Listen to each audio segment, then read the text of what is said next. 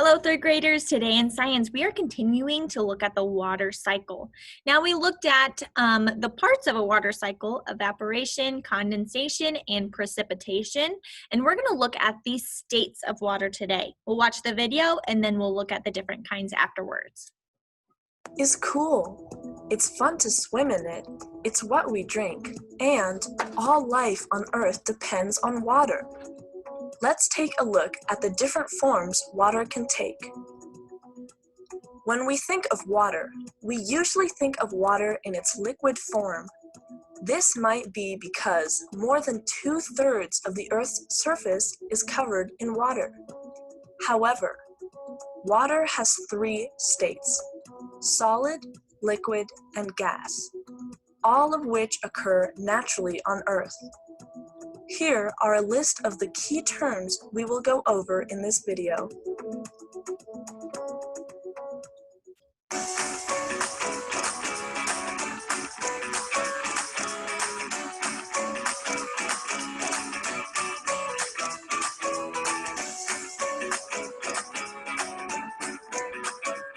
Most of the time, we find water in its liquid state, the wet and fluid form of water that we are most familiar with. This is because the temperature is usually somewhere between 32 degrees Fahrenheit and 212 degrees Fahrenheit.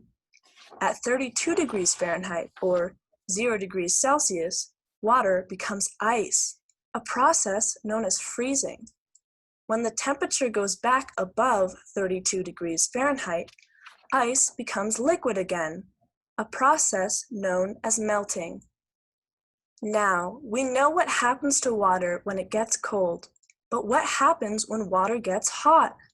At 212 degrees Fahrenheit, or 100 degrees Celsius, water becomes a gas. In its gas form, water is known as water vapor. This transition from liquid to gas is called evaporation.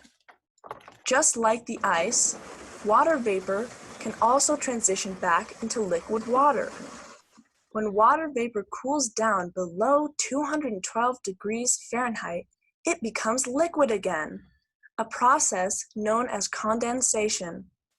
Let's follow the transition of water through the different temperatures one more time to summarize what we learned in this video.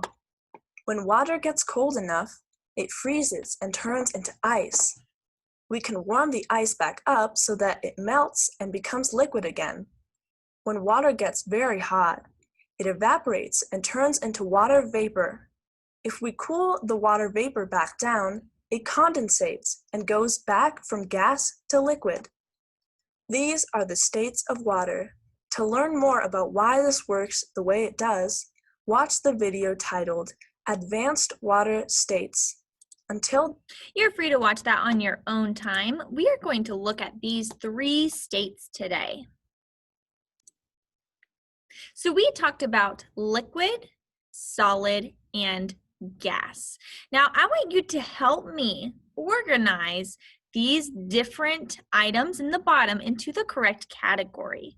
So what state, what phase of water would just plain water be, like liquid water? I think I said it. Liquid. It would be in the liquid phase. What about water vapor? Remember all the small little particles that you can't see with your eyes, but they're all around you, the water in the air. That would be gas. Now you can see gas actually. If you blow up a balloon,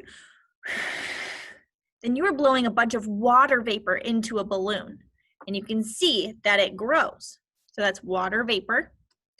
And a solid. The solid form of water is ice.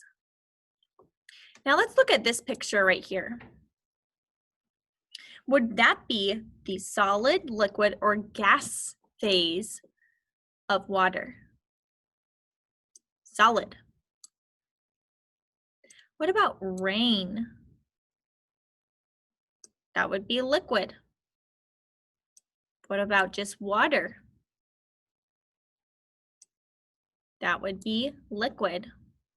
And what about the steam? That would be gas.